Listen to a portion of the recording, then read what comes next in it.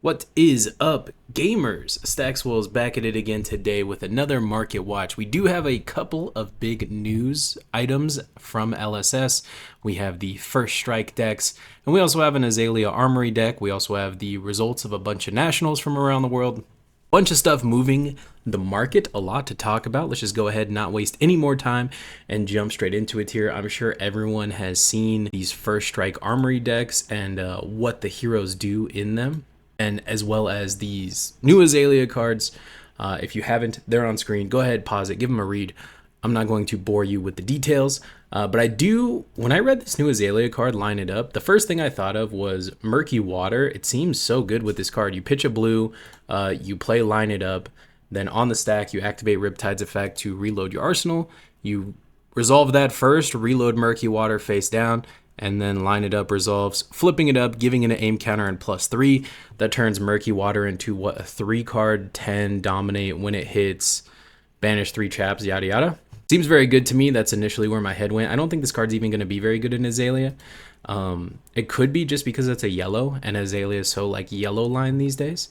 But either way, that's less interesting to the current market. I think Murky Water is a good pickup. It's only $1.47, and it could combo very well with Line It Up.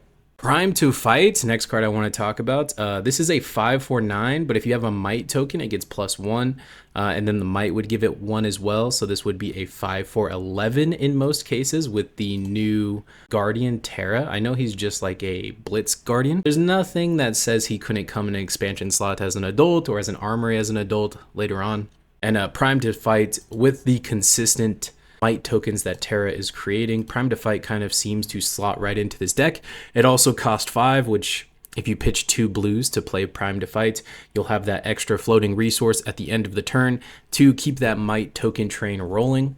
Seems very good. It's only $2 for the cheapest copy on the market, and then the cheapest rainbow foil is also around that $2 to $3 price range, so definitely worth picking up a playset of those if you don't have it already. Luminaris Angel's Glow, the cheapest cold foil on the market, is down to $27. This is like half of what it was a couple months ago. All of the Prism stuff is actually down quite a bit. I think the Illusionist stance have kind of moved on to Enigma. So if you have interest in really any Prism cards, I bring up Luminaris just kind of as an example to show you guys. I think this took the most drastic price drop, but yeah. All the Prism stuff is cheap. I think Luminaris is a good pickup, as well as most of the other Prism stuff on the market.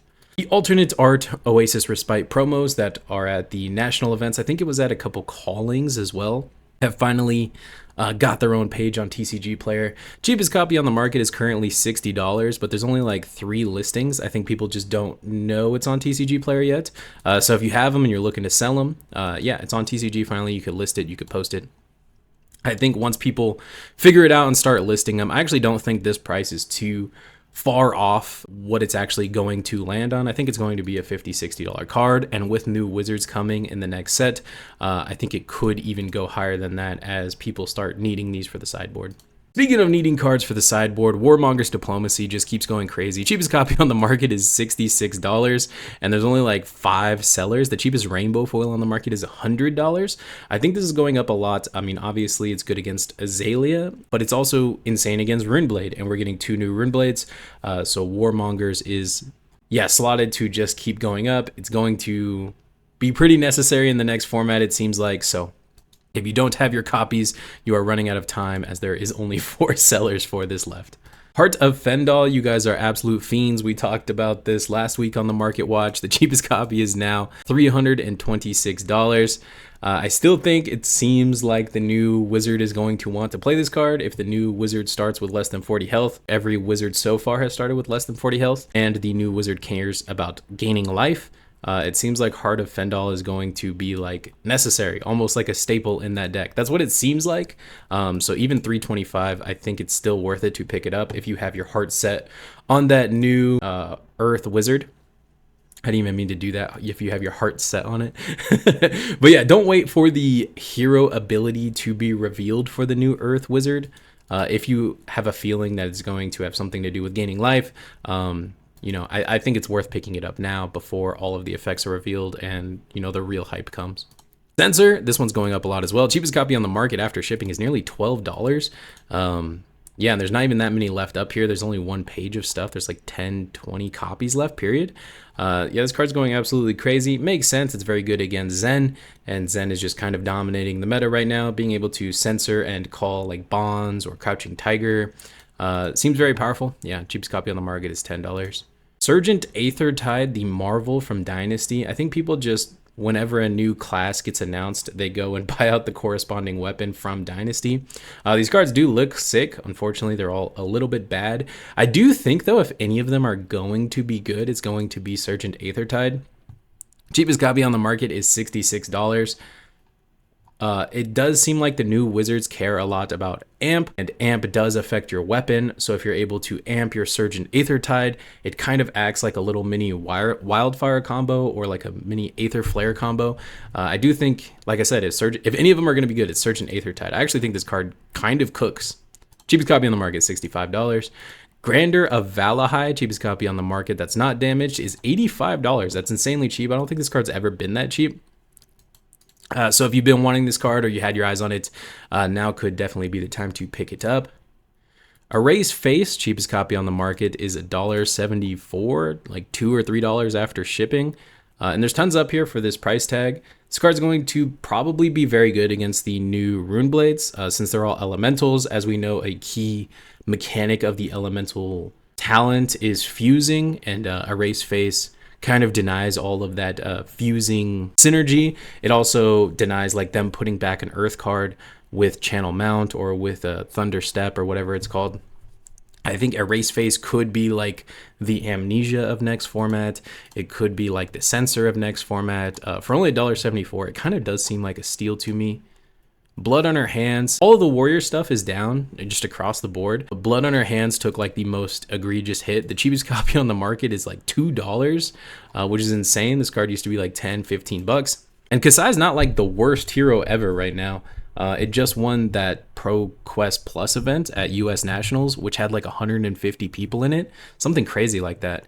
So to see Kasai take down an event like that, I think she is a little bit slept on right now. But yeah, even if she's not, she will be good again one day, obviously. So for $1.20, I think it's well worth it. Moon Chakra, specifically the Cold Foil Moon Chakra. This was the LGS like sneak peek promo card, I guess you could call it. Cheapest copy on the market is $5, and there's not really even that many listed. I think this card's seeing a bit of movement because Sigmas are starting to side it, I believe, for the Kano matchup.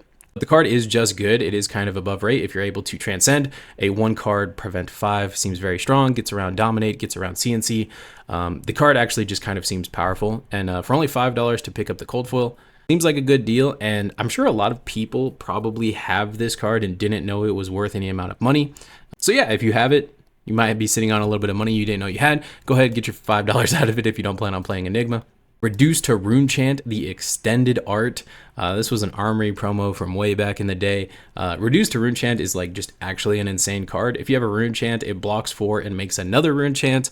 Just a 1-card 5. This is just so above rate. I can't believe that the new Runeblades aren't going to want to play it. So long as they're able to float Rune Chants from turn to turn, I'm sure they're going to want to play this card. Cheapest copy on the market for the Rainbow Foil is $32, which is a little bit expensive. This is for the extended art Rainbow Foil, but it comes extended art not Rainbow Foil as well. This was back when the Armory promos didn't all come Rainbow Foil, and the non-foil one is only $5. You know you're going to be playing this card, and you might as well get yourself a playset now before everyone realizes they need a playset. Stonewall Gauntlet. This is kind of a weird one because the Rainbow Foil keeps going up. This was like $15 a while ago. Now it's pretty much $20 after shipping. It's $20, but the Cold Foil keeps going down, weirdly enough. The cheapest Cold Foil on the market is only $37. I think this is just like a gamer card. People are just like, I need it for the meta, I'll buy the cheapest copy I can, and no one's like really collecting Stonewall Gauntlet, if that makes any sense. Mind Warp, I'm surprised this one hasn't seen much movement. This is a Majestic from Dynasty. Deal 2 damage to target hero. Surge if it deals more than 2 damage. They shuffle their hand in their deck and then they draw that many cards -1. Seems kind of insane against specifically Runeblade because they need to keep such a large hand to be able to activate a non-attack action, then an attack action to be able to get whatever their Runeblade payoff is. Before it was Rosetta Thorn. Who knows what it's going to be next set, but surely the Runeblade core identity of activating a non-attack into an attack will still exist in some form. And Mind Warp is just like, it seems very good because it's like disruption, right? And Wizard doesn't have a lot of disruption anymore now that Icelander's gone. So this is like a must block for your opponent. It's not very good in Kano because it's not like a combo card, right? It's just a disruptive card. So depending on how the new Wizards play, if they play a little bit more mid-range or they want to disrupt, I could see Mind Warp turning out to be a very good card. And for only $1, I think it's well worth picking it up. Vexing Quillhand, the cheapest cold foil on the market, is only $10 for the Briar boomers like myself who remember the old days of Vexing Quillhand. Briar used to always play this card just for the Arcane Barrier, really, but it also gave you a little bit of reach at the end of the game by making the 2 Runechant tokens. And the new hero would actually make it 3 Runechant tokens, which is kind of nice. But yeah, more importantly, the Arcane Barrier. Yeah, imagine the next set. The Runeblades are going to want to play Arcane Barrier for all of the wizards that are going to be coming out in it as well. So it seems like a good pickup for only $10. If you're going to pick up this card or any of the other cards I've talked about in this market watch, please do so using the TCG Player affiliate link in the description below. It costs you absolutely nothing and it helps the channel out a lot. Thank you so much for watching. Later, gamers.